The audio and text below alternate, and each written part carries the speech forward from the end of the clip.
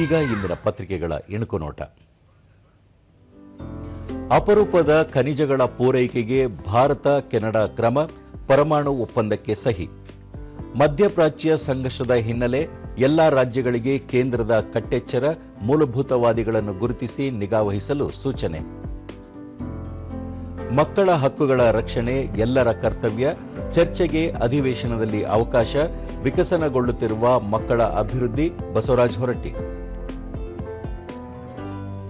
ಹೊಸ ಲೇಔಟ್ಗಳ ಈ ಖಾತಾಗೆ ಗ್ರಾಮ ಪಂಚಾಯಿತಿಯಲ್ಲೇ ಅರ್ಜಿಗೆ ಅವಕಾಶ, ಗ್ರಾಮೀಣಾಭಿವೃದ್ಧಿ ಸಚಿವ ಪ್ರಿಯಾಂಕ್ ಖರ್ಗೆ ಮಾಹಿತಿ.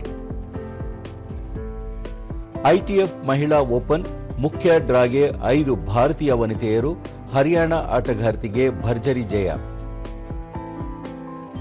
ಇವು ಇಂದಿನ ಪತ್ರಿಕೆಗಳ ಪ್ರಮುಖ ಸುದ್ದಿ. ಉಳಿದಂತೆ ಜಿಎಸ್ಟಿ ಸಂಗ್ರಹ ದೇಶದಲ್ಲೇ ಕರ್ನಾಟಕ ನಂಬರ್ 2, ಅಗ್ರಸ್ಥಾನದಲ್ಲಿ ಮಹಾರಾಷ್ಟ್ರ. ದೇಶಕ್ಕೆ ಹೋಲಿಸಿದರೆ ರಾಜ್ಯದ ವಾರ್ಷಿಕ ಪ್ರಗತಿ ದರವೇ ಜಾಸ್ತಿ. ಯುದ್ಧ ಟ್ಯಾಂಕರ್ಗಳಿಗೆ ಬೆಂಗಳೂರಿನ ಹೈಟೆಕ್ ಬಲ, ಶತ್ರುಪಾಳೆಯಕ್ಕೆ ಸಿಂಹ ಸ್ವಪ್ನವಾದ T-72 ಟ್ಯಾಂಕ್ಗಳು, ಮೇಕ್ ಇನ್ ಇಂಡಿಯಾದ ಹೆಜ್ಜೆ.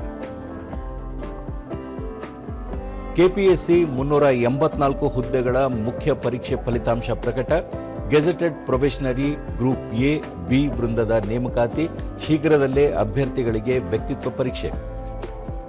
ಇಂದು ಚಂದ್ರಗ್ರಹಣ, ದೇಗುಲಗಳು ಬಂದ್. ವರ್ಷದ ಮೊದಲ ಗ್ರಹಣ. ಸಂಜೆ 6:47ಕ್ಕೆ ಗ್ರಹಣ ಸಮಾಪ್ತಿ. ಬಳಿಕ ಸ್ವಚ್ಛಗೊಳಿಸಿ ಪೂಜೆ.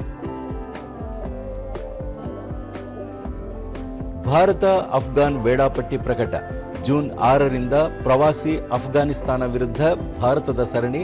ಮತ್ತೆ ಮೈದಾನಕ್ಕೆ ರೊಕ್ಕೋ ಜೋಡಿ.